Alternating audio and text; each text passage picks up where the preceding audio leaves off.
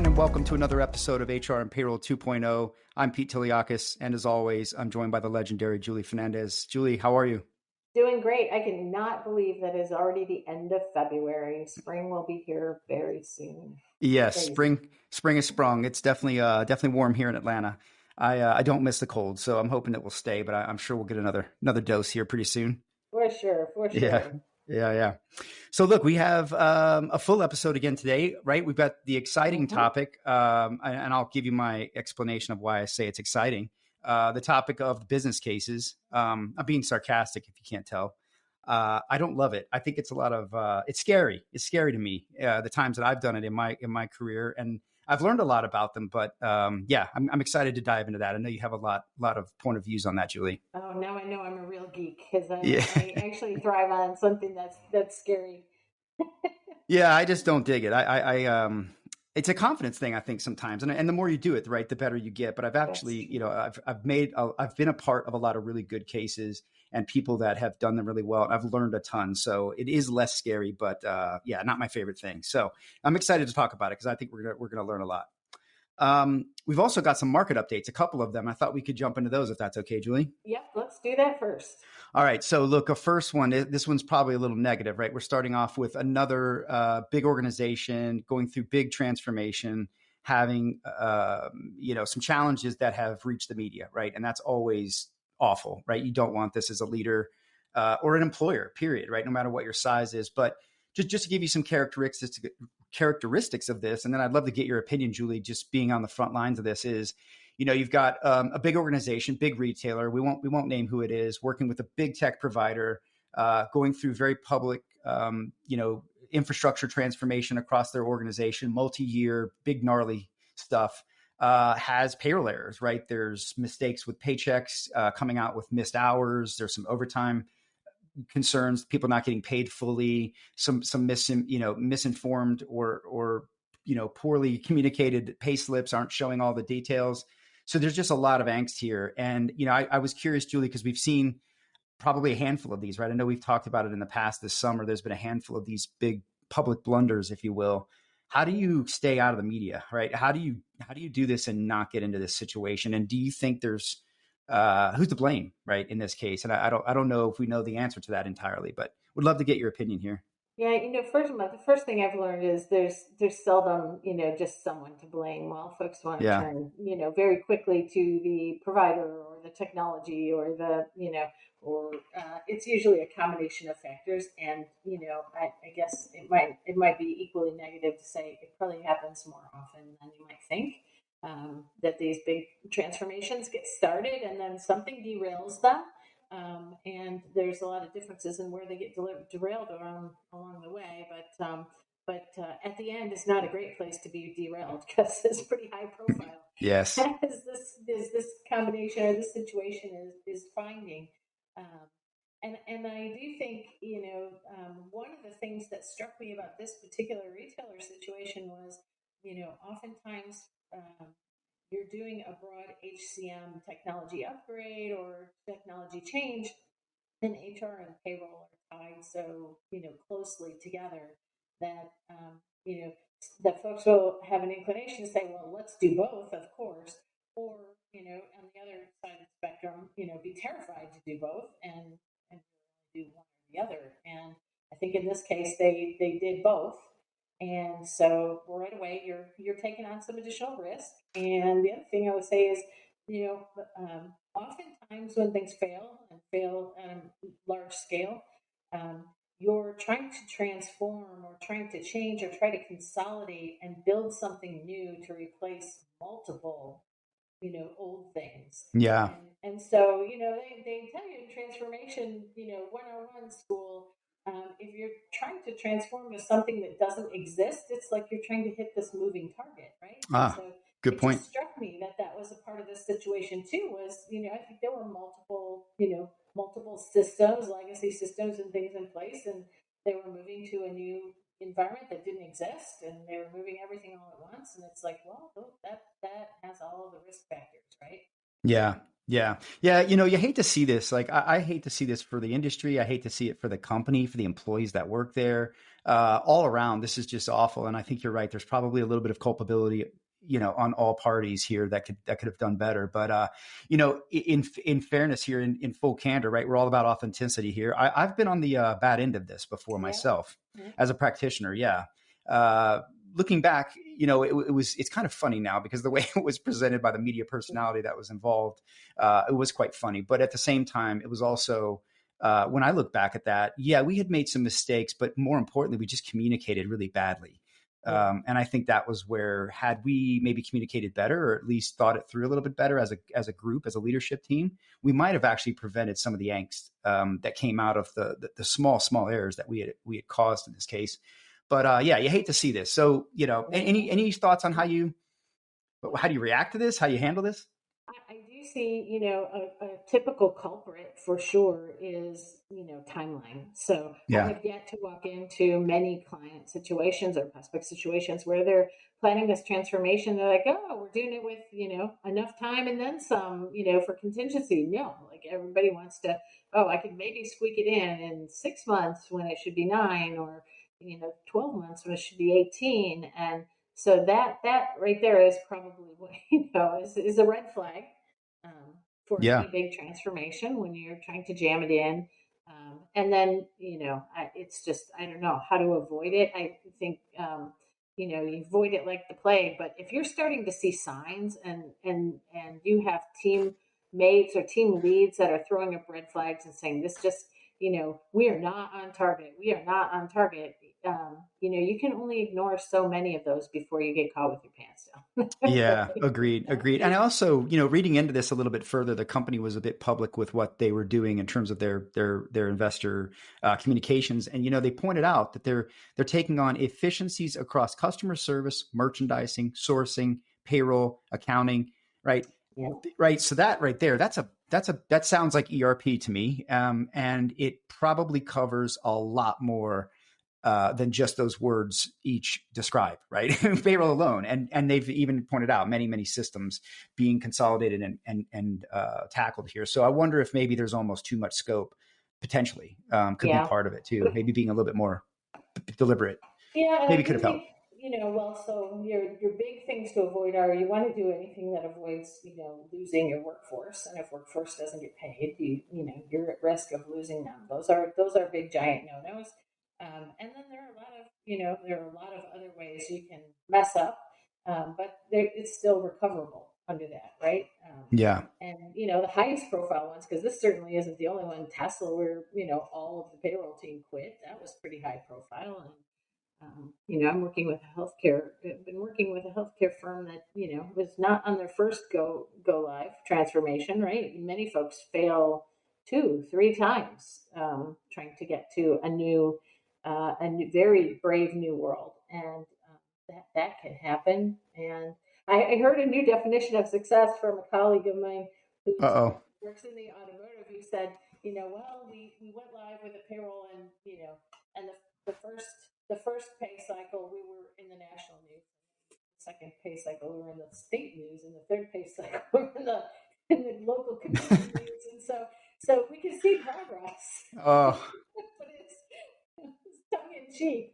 good But grief. it's no fun when you're looking at that as a reality that you have to then manage through, right? Yeah, it's hard, It's man. the worst case. These are so demotivating to see. Yeah, and that's, yeah. I mean, goals, right? Wow, they're really progressing. But hopefully, you don't make the media at all. That's the goal here. So, That's look, I right. hope this doesn't discourage others from going on this journey. There's more successes than there are failures, in my opinion, at least in my experience. So, Yeah, I uh, think that's you know, right. stick with us. We'll teach you more ways to stay out of this trouble for sure, and we'll share our blunders as we go.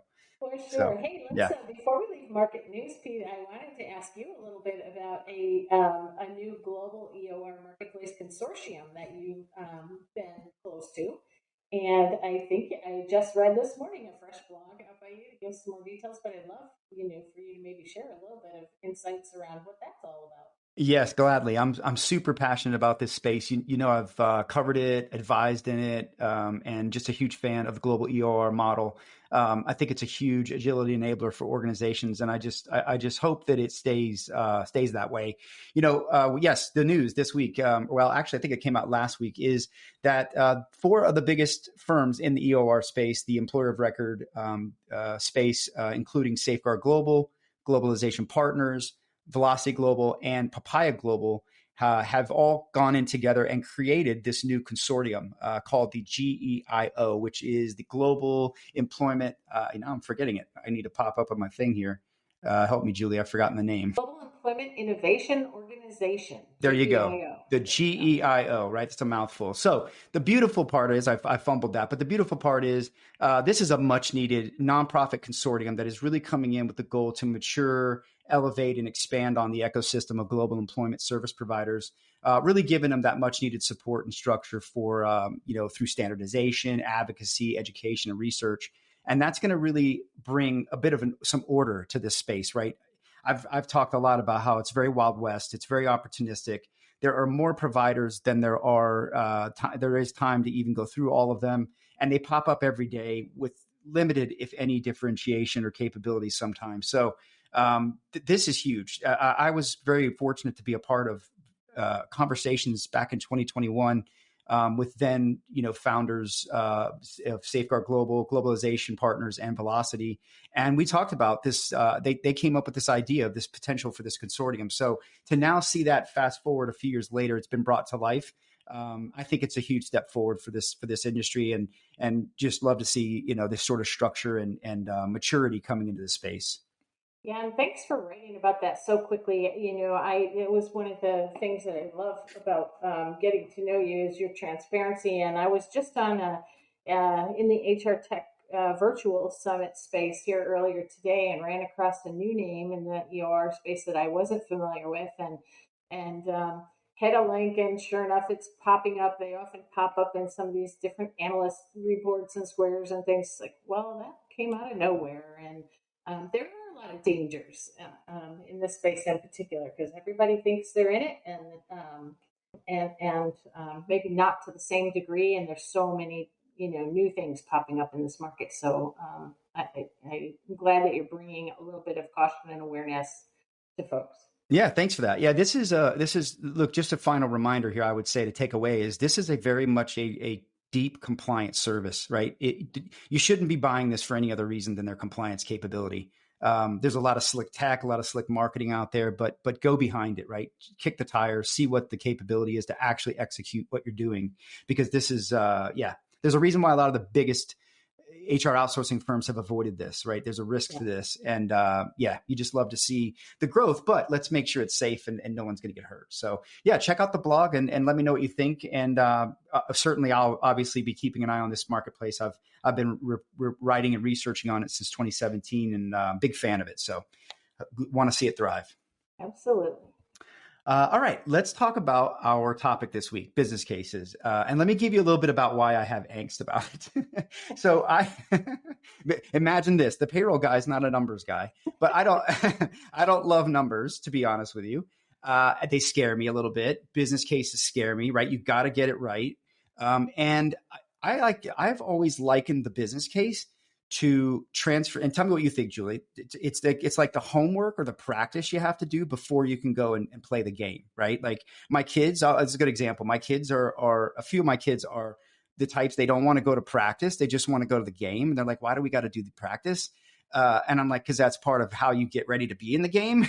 And so, it's one of those things where I think, for me, it's always been the homework or the practice for getting ready for the game. I don't know if you would agree with that, Julie, but an essential piece, right? That's a fun analogy, and I do think it's essential for sure. And I think it's especially challenging in HR because a lot of HR folks are just not numbers folks, right? Some Yeah. of us are, but HR plus analytic skills, HR plus number skills, right? Those are a little bit more uncommon.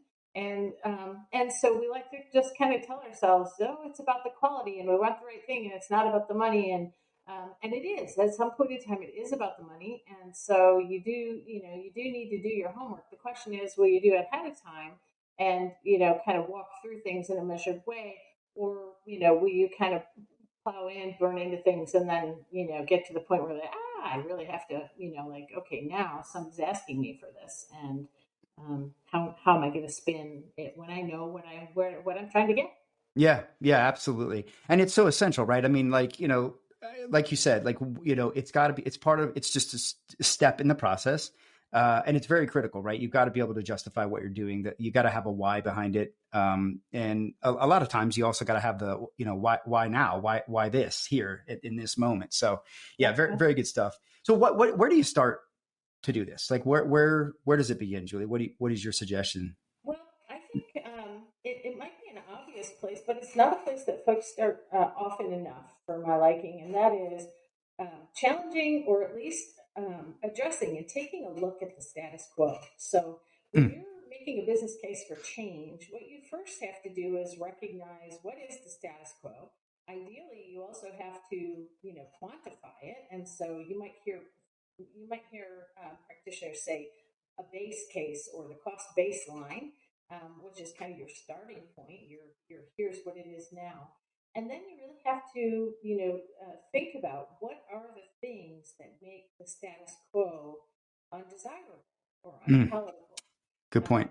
Because inaction is always easier than action, and there will be costs involved and change involved in moving, and so what is it about your current state that is unpalatable, and how then are you going to start to think about framing up the value proposition for the thing that you want to move to?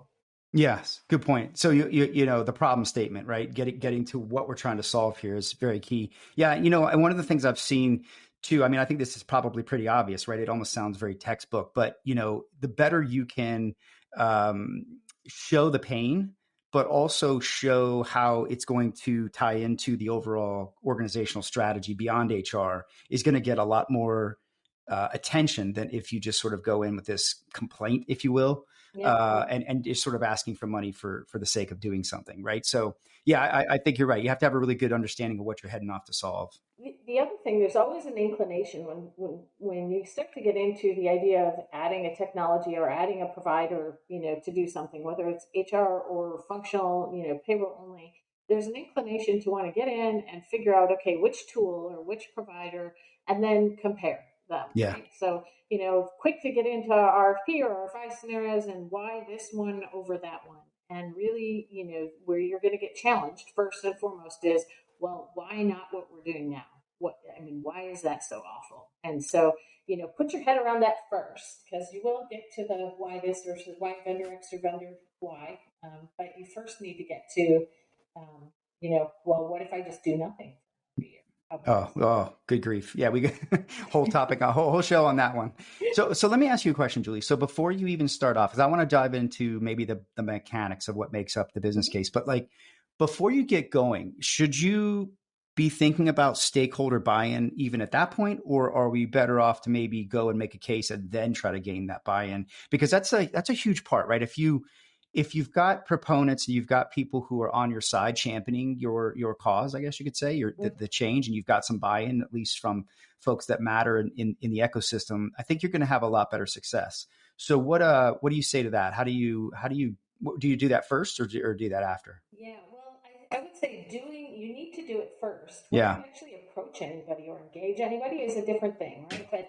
Okay. But if you really want to affect a change, you need to think about your stakeholder map, right? Who are Hmm. the stakeholders? And the bigger the change, like a full HR transformation or a full suite of HR technology or services, the bigger the stakeholder map. And then there are groups like payroll or global payroll where the stakeholder map is just extremely challenging because it may not be owned by HR. Yeah. There might be operations, there might be finance, there might be shared services, and so if you're a good leader of the engagement or the transformation, you're going to figure out whether you need to approach somebody right away or not. You're going to figure out who all is impacted. Where might power struggles be? If you're buying a technology, what is IT's role versus HR's role versus finance's role? Who ultimately is making the decision, who ultimately pays the bill, and get your ducks in a row. I would also say that, project management is certainly a valuable skill set, program management for bigger transformations. But if you're not tapping somebody for your change in the organization that really understands and can work a network of very diverse stakeholders, especially global companies on a global scale, you're going to hit some bumps along the way. So, and that's not a common person that, not everybody can play in the global multifunction stakeholder pool, right? Yes. Yeah. Great point. No, that's a great point. Yeah, and the change element of this, we've talked about that ad nauseum. I think on this show, most firms just don't have that capability in house and need help. So yeah, Yeah, 100% love that part. So what about? So let's maybe you could take us through some of the mechanics of what's included in a business case, and then I have a few questions too along that path. But maybe you could just kind of talk us through maybe the core pieces that you see being critical and the mechanics of it. sure, sure. So when I think about the business case, I first think about something I just mentioned earlier, base case or cost baseline. And that is really an inventory of the different components of costs that exist as part of your current solution for whatever it is that is in scope. And if you think about costs and gathering costs, they're really going to come in, three or four flavors. Hmm. In HR, you always have your people costs. And so, there's direct FTEs, and then there's folks that are engaged in some fractional way that might not be direct FTEs or fall into a certain budget, but they certainly do perform activities that support whatever your scope of work is. So you got to think about both types. And then you have to think about your third party costs, which involve your technologies and your systems or your systems and your providers. So that's a discrete cost as well. And then a whole bunch of other internal costs and allocations, which we know you might not be able to really affect very much or impactfully.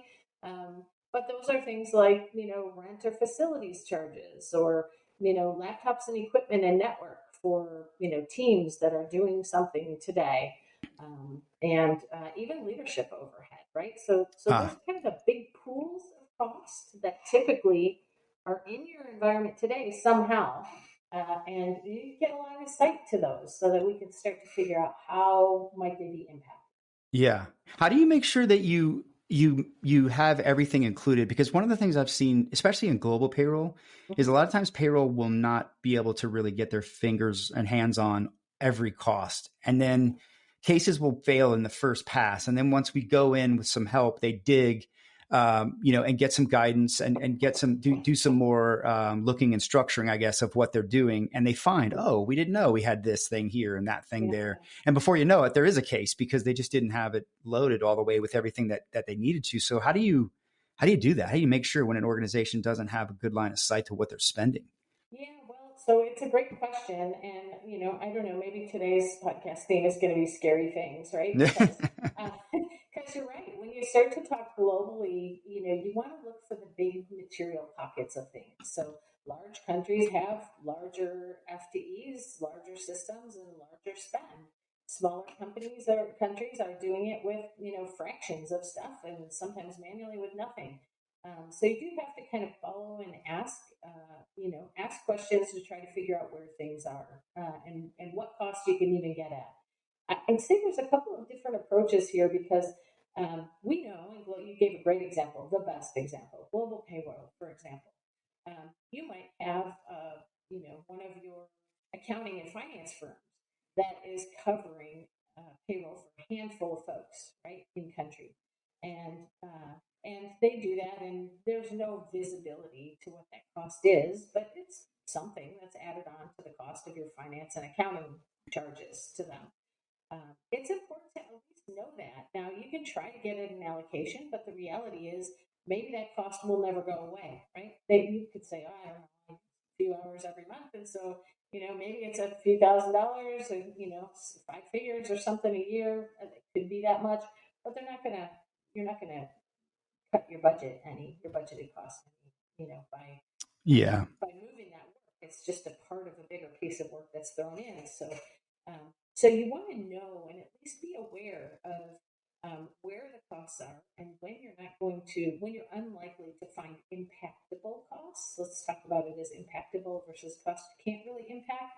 And to me, the most important thing to know when you're assembling that picture is if a lot of your costs are not impactable, then you really need to be cautious about seeing a story of business case savings, right? Yeah. Yep. You might have efficiencies, you might have productivity, you might have an awful lot of, less risk, no single person's risk or outdated technologies and compliance risk. There's a lot of business value, soft value that you have. But be real. If you're not going to find savings now, you doubly understand why you need a business case because you're going to have to sell an investment and budget dollars spent from some centralized organization where you're not taking dollars out of somebody else's HR budget. Yeah, that's a great point. You mentioned the soft savings too, right around efficiency. Sometimes that gets lost, I think, Mm-hmm, mm-hmm. in the end result, in the bottom line too, right? You have to be very Yeah. careful of that.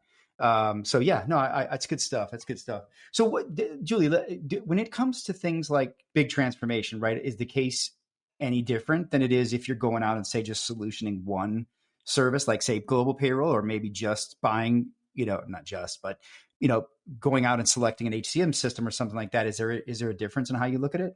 Yeah, so there can be a number of different ways to look at it. The first thing that I'll say is, maybe easiest to look at is if you have a technology solution or service provider in place today, and you're looking at a scope that displaces or replaces that, you have a much easier time of saying, okay, well, here's what my cost is today, even if it's legacy and I don't pay anything, risk. I know that I don't have much cost, and here's the future cost of that technology or that limited service. Yeah. Where I think people get tripped up more and more today is we see a lot of big T transformations, right? And in a big T transformation, there are many different things that are changing. In fact, arguably fundamentally, you're Right. changing how you operate. And so it's not a matter of replacing one third party cost with another third party or one internal technology with an external third party cost. It's actually looking at each of those components, and probably the most challenging one in a big T transformation is the staffing costs, the Ah, staff yes. costs. Yes. you know so there we're talking about people don't do the same things that they used to do before. So I will go so far as to say, we have this many folks out in the field, we can get rid of those folks. No, you're changing their jobs, you can't get rid of parts of Ye- the things that they're doing. yes. You need to add critical mass in other areas. And so the dynamics of the cost shifting in and out always leads stranded cost or unimpactable cost, and really requires some expertise to try to articulate. Yeah. Good stuff. What's stranded costs? What do you mean by stranded costs? So stranded cost is, for example, let's say that I'm going to take a global payroll situation, and let's say I have 10 different countries, Yep. and payroll is a part of a job in each of those 10 different countries. Let's say maybe it's even a quarter of what a person does. So Yeah. I might take out a quarter of an FTE in each of those 10 countries, but I can't, on the whole, take the equivalent of, 10 times a quarter out of the budget operations. I still need those folks probably Yes. unless they Yeah. re-engineer their jobs, and I am freeing them up so that they can be productive, and maybe I can articulate that value, maybe I can't. But I'm going to replace kind of a soft cost and soft efficiency and productivity with a hard dollar cost on the other side where I'm seeking a technology or a provider. Yes, that's a great point. Back to my efficiency comment earlier. That's a great point. I've seen some folks get caught up in that, and you're right. There's ROI all around, right? You really just have to make sure you're articulating it properly and calculating it, at scale the right way. Yeah, Um, and the tricky part of that is that that's just on the ongoing, right? So that's the ongoing effort where you have that dynamic. You're going to add some ongoing incremental costs, likely in some situations. If you have older no technology to new, and intuitively you're going to add costs, right? yeah. Yep. Scattered resources to some centralized handful of resources that you need to hire. Of course, you're going to add some centralized operations costs ongoing. But many folks ignore that, or think mostly just about the one-time implementation costs. Yeah, yeah, absolutely. Yeah, no, and you make a good point about getting help, but should you ever let your provider help you? I mean, what are your thoughts on that? Because I've been on the provider side and helped. vendors, or excuse me, buyers with their cases in some spots. But how do you feel about that? Is that sort of um, the wolf leading the hens to the hens to slaughter, or what? I mean, It certainly can be, right? So yeah, most providers out there in the ecosphere have, in some way, shape, or form, kind of stood up a business values group or a consulting, some type of a consulting arm, yeah, in response to the fact that clients or prospects really do want some help in this space. So it's not all nefarious, right? yep, And they do have details and information, and I'll say anecdotal more than anything. Thoughts about where savings are coming from based on where they've seen them come from other clients or other business cases. So there's certainly some value in that, and a resourceful project lead or HR payroll lead is likely to go ahead and deploy or use some of those resources. That's a good right, thing. right, I do want to mention, though, that there are a number of drawbacks to that as well. And so you just want to be aware. When you start working with more than one provider, you're not in a sole source situation anymore. I know many organization that has found themselves with three or four different provider-led business cases. Everybody's creating their own version of yes, the truth. They're trying to ah, piece something together to make their own business case, and it's just a royal mess by the time you start to get in and dig into it, right? yeah, So that can happen.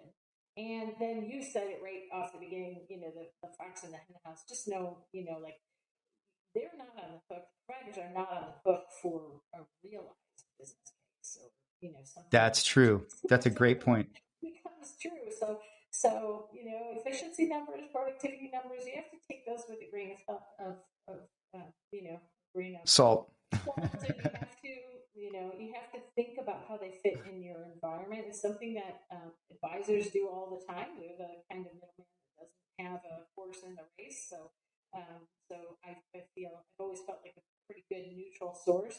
But I'm also more often in that role, the source of telling a client, why are you expecting these dramatic, huge, hard dollar savings? Because let's look at it. Yeah. This is harder than it looks. Yep, yep. Being realistic. No, that's a good point. Good point. So, look, to maybe wrap this up, this has been great, Julie. I know I'm learning. I want to ask you more, of course, but just to kind of round this out, right? Like, okay, we talked about how, we've talked about why, we've talked about what to do. So, what happens if you fail, right? We've had an episode on the do nothing buyer. Hopefully, you don't end up as a do nothing buyer, but business cases do fail. I've seen it. You've seen it. And from time to time, they recover, and generally they do. Right, next pass, Yeah, they work on it and they move forward. But what do you do? How do you recover from that? And what do you suggest in those cases? yeah, there are a few things to do. Sometimes you need to cast the net a little bit more widely, right? Yeah, And I say that not only functionally, that's why a lot of times companies do look at a big T transformation, or look at a buy that is broader than they can deploy in a single wave, is because you need to cast the net more broadly so they hit bigger fractions of cost and can pool those together. That yeah, definitely happens. So that's one angle. There are angles when I work with folks on the business case, and they'll say, you know what, it's just we can't impact rent and facilities and lease costs. There's no way it goes into the business case.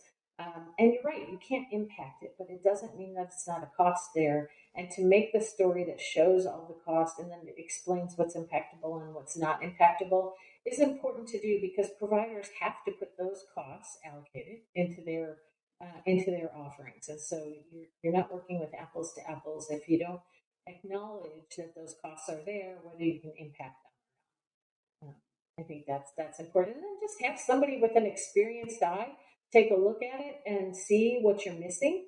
Another tactic that I really like to use with HR organizations in particular is, let's look at business values and let's ah, see which of those business values, productivity, efficiency, deferred technology upgrade costs in the future, which of those can we make an argument for?